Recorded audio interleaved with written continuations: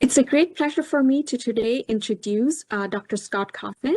So Dr. Coffin serves as research scientist at California State Water Resources Control Board, where he performs research and develops drinking water regulations for microplastics and other contaminants. Scott completed his PhD in environmental toxicology at University of California, Riverside. His graduate work focused on endocrine disrupting chemicals and ecotoxicological effects of plastics. Scott's expertise is in analytical chemistry, bioanalytical screening, ecotoxicology, bioaccumulation modeling, and human health risk assessments. So today, Dr. Coffin is presenting his work on California's path towards assessing risk and developing regulations for microplastics in drinking water. So we welcome Dr. Coffin, and thank you so much for joining us today, and please take it from here.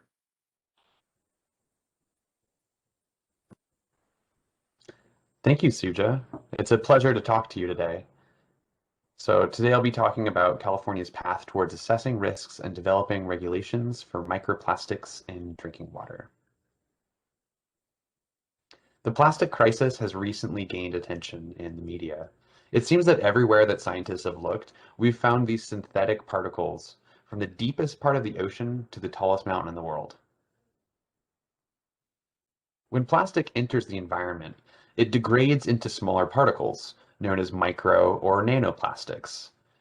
To give you an idea for what this actually looks like, we're looking here at a polyethylene facial scrub through a scanning electron microscope. On the left here, you can see, looking at the 100 micron scale, small particles breaking off of this larger particle. If we look even closer on the right at the 1 micron scale, you can actually visualize nanoplastic particles that are about to break off of this particle. Once plastic enters the environment and starts breaking down, it makes its way eventually into surface waters through a number of routes.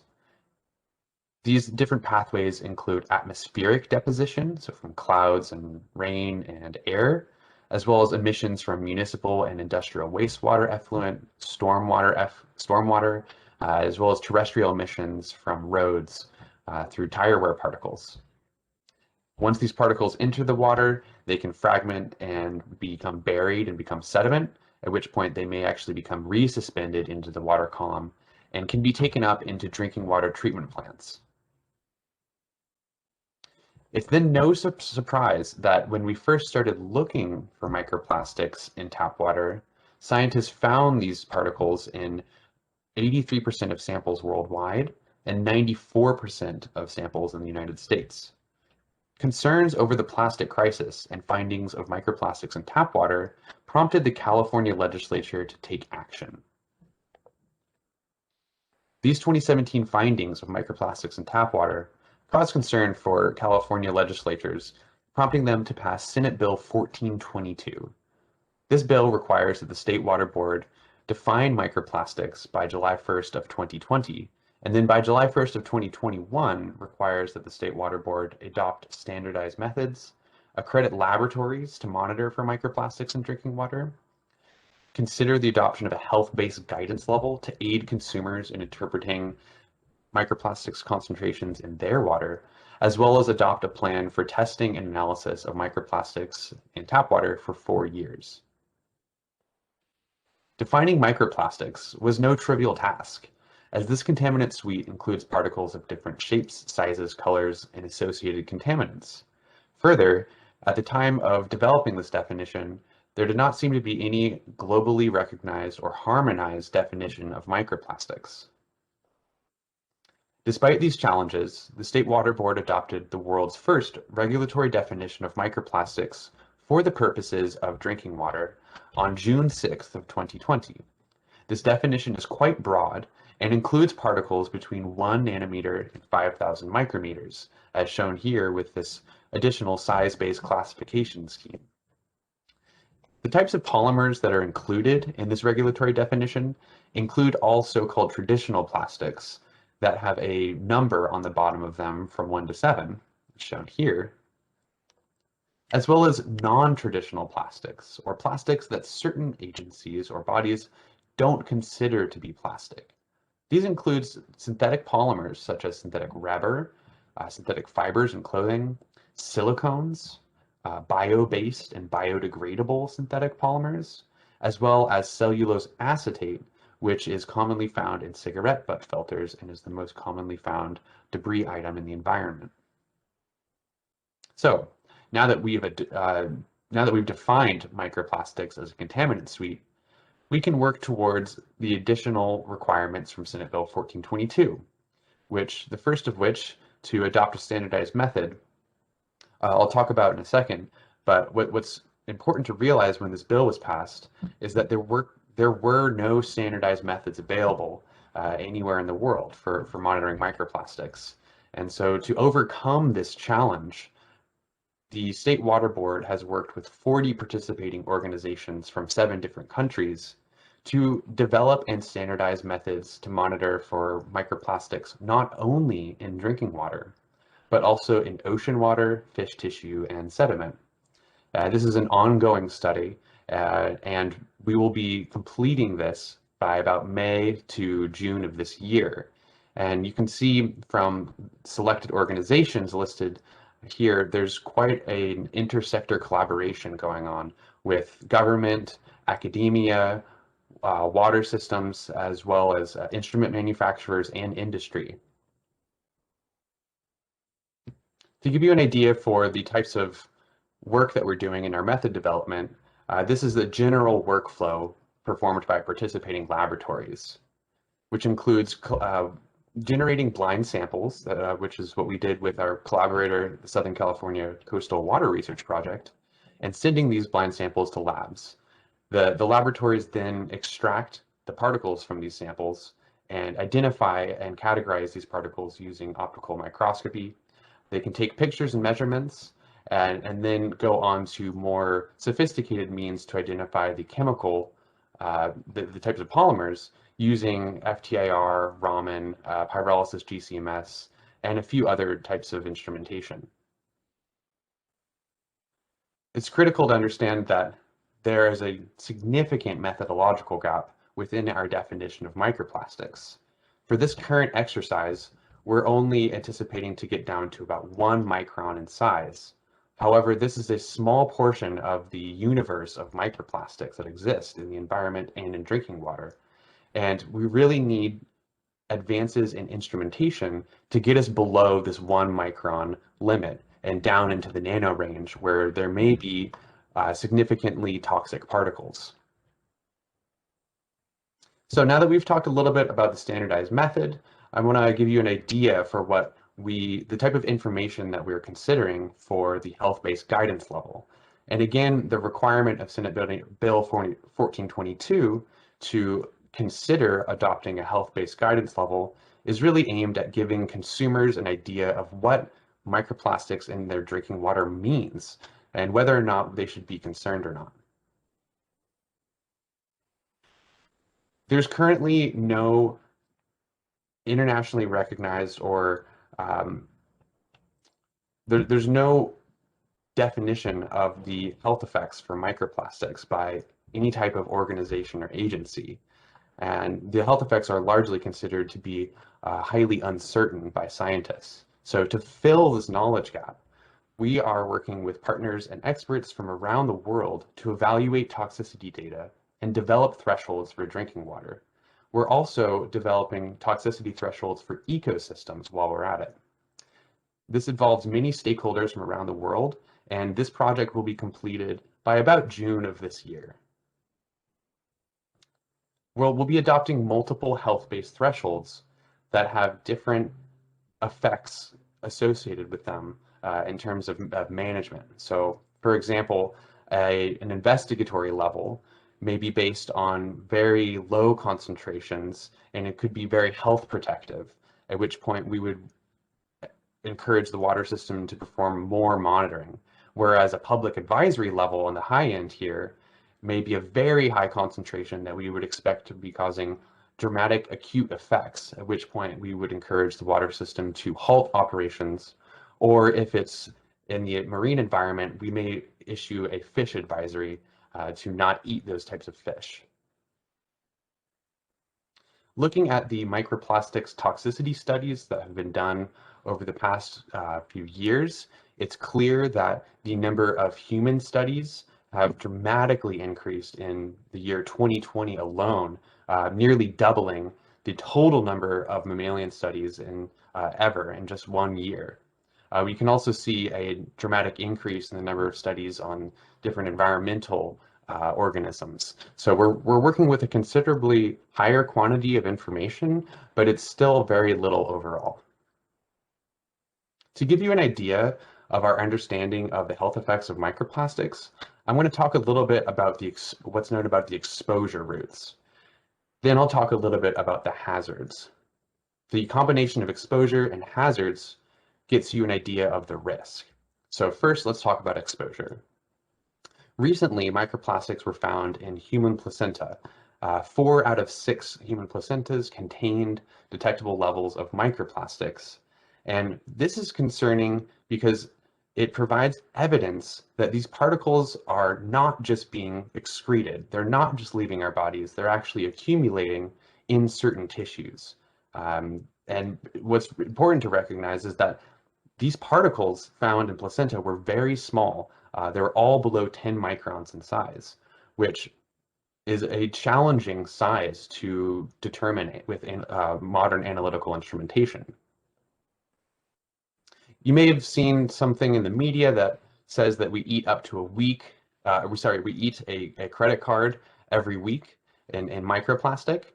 And a study published actually just yesterday looked at all exposure routes of microplastics and using probabilistic means estimated the variability in human exposure to microplastics from all available sources for which we have data. Using this probabilistic estimate, the authors estimate that this 700 milligrams per person per day, which is equivalent to 1 credit card per week, is actually above the 99th percentile for estimated probabilistic exposure. So are we eating a credit card per week? The current data suggests that it is highly unlikely. What's more likely is that we're eating about 17 milligrams per capita per day, so much, much lower than 700. These numbers may be difficult to interpret because we don't have any hazard information really to compare them to. These are really just exposure estimates. But what we can learn from this probabilistic exposure shown here are the relevant routes, the relative routes of exposure. And what we see is that air is likely our highest exposure route relative to things like milk, beer, bottled water, and tap water. When looking at exposure from water sources, it seems that bottled water overall does have higher concentrations than tap water, but you can see here there's quite a bit of uncertainties associated with these estimates. You can also see the high variability in the occurrence in certain compartments such as fish, and very high variability in air. The finding of higher microplastics in bottled water than in tap water is justified by additional evidence that shows that when you open a cap from a plastic water bottle, it releases between 14 and 2400 microplastic particles, which you may ingest or then inhale. This is not just plastic water bottles that do this. A recent study found that when you open a snack bag, it releases 14,000 to 75,000 microplastic particles, which suggests that a dominant route of exposure for humans may be the packaging that the food is contained in. I mentioned earlier that these 10 micron and smaller particles were found in human placenta. And fundamentally, we have additional evidence that these are really the only sizes of particles that can accumulate in the human body. Mechanistically shown, a mechanistic diagram of this is shown here, where a less than 10 micron particle is crossing the bronchial epithelium after being inhaled, at which point it can enter systemic circulation. This smaller than 10 micron particles not only are more likely to be distributed throughout our bodies, they're also the most abundant particles in water. Uh, Microplastics follow what's known as an alpha distribution, which is shown here. It shows that about 96% of microplastics in water are smaller than 10 micrometers. So we critically need instrumentation and methods that can characterize these particles smaller than 10 microns. As for the effects side of the equation, we do have some limited studies that have been done on mice and rats to suggest that microplastics may be toxic to the male reproductive system. A study done in 2020 found that microplastics exposed to mice through gavage accumulated in the male urogenital tract of these mice, causing reactive oxygen species that led to reproductive toxicity in the form of lower sperm count and deformed sperm, impacts to the testes tissue, as well as oxidative damage found in the cells that eventually led to cell death. However, extrapolating from mice and rats to humans is challenging right now for these particles because we don't fully understand the differences for how these particles behave in rodents and humans. When you look at smaller particles below 1 micron, we have additional evidence that these particles can further penetrate our organs. And in particular, we have evidence for smaller than 500 nanometer particles crossing the placental barrier and distributing into the brain, the lung, and the liver of rodents. And you can see here these particles that have been fluorescently labeled. You can actually see them accumulating in the brain. Very small nanoplastics, smaller than 40 nanometer, have been shown to be cytotoxic and induce cell apoptosis and reduce cell proliferation. Again, extrapolating from rodents to humans is challenging, and we don't have the analytical techniques necessary to understand our exposure to nano-sized plastics. Further complicating matters is that microplastics toxicity depends on multiple factors. In addition to the dose, the particle size, we also have to think about the positive charge or the charges on these particles, and the exposure duration. Is it chronic or acute? Any types of chemicals that could be associated with these particles, including additives, as well as persistent organic pollutants, heavy metals, and pathogens. So now that we've talked a little bit about what we know of the health effects of microplastics, I'll walk you through a little bit of what the State Water Board is thinking for our 4 years of testing and analysis that Senate Bill 1422 requires we initiate starting in July 1st. It's first relevant to understand that there's likely no one method that will be able to characterize the entire contaminant suite of microplastics, and that the methods that we choose will be tailored to certain objectives. For instance, if we are most interested in smaller than 10 micron particles, we will need to use an instrument that's capable of looking at these particles, such as a Raman or an FTIR or pyrolysis GCMS. Whereas if we're looking at particles that are 1 millimeter or so, we may use a different techniques such as a FTIR with ATR or even a microscope with Nile red. We're considering a pre-screening approach where we have different tiers of monitoring that would necessitate further analyses, more complicated or more expensive analyses, if certain thresholds are exceeded.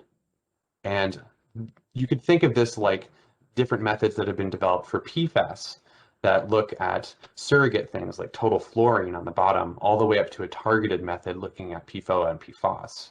Similar to PFAS, I've drawn up a little diagram here where on the bottom we would be considering all of the particles or all of the mass of particles from a solution. And this could be done by many different means, by looking at either just counting all the particles, or even using novel techniques that may involve FTIR. The next tier would be separating just the plastic particles, and then the top tier, where we would want to know a lot more about what particles are in the sample, would require more advanced techniques that can get full characterization of the particle characteristics. An example of a higher tier analysis is something like FTIR with microscopy that can give you a full characterization of the polymer type as well as the shape and size of these polymers, at which point we could more readily understand what types of health effects you could expect from the particles in this distribution. Additional factors that we're considering for our sampling and analysis plan are the drinking water treatment units. We have many different treatment types in California for drinking water, and we want to build an understanding of the different treatment efficacies of these different treatment processes. What we know from the literature is that more advanced treatment processes typically reduce the total number of microplastics, leaving most often these smallest particles, the 1 to 10 micron particles. On this figure, you can see from left to right, different treatment processes going from raw water all the way to fully treated water. And you can see that the only particles that are left are these 1 to 10 micron particles and represent about 10% of all the particles that were to begin with. However, some treatment techniques might actually degrade particles into nano-sized plastics. A recent study found that water treatment fragmented particle 80% of microplastics, causing 10 times higher concentrations of nano-sized plastics. So this is something that we are concerned about, and unfortunately do not have the standard analytical methods to monitor for these submicron plastics. Finally, monitoring is critically needed to measure policy success. If we continue with business as usual, we will continue to exponentially increase the amount of plastic we put into the environment. However, there's different scenarios where we could actually reduce our impacts, but monitoring the success of these policies depends on widespread monitoring campaigns. So, in conclusion, California will begin monitoring for microplastics in the year 2021. There's high ranges of human exposure for microplastics and lots of uncertainties associated with these estimates. Also, the health effects of microplastics, although uncertain, are gaining knowledge, and we hope to learn more about these in the next year. And finally, we need rapid, inexpensive methods for monitoring microplastics, including the tricky ones that are below 10 microns and below 1 micron. Thank you very much for your attention, and I look forward to connecting with you on Twitter.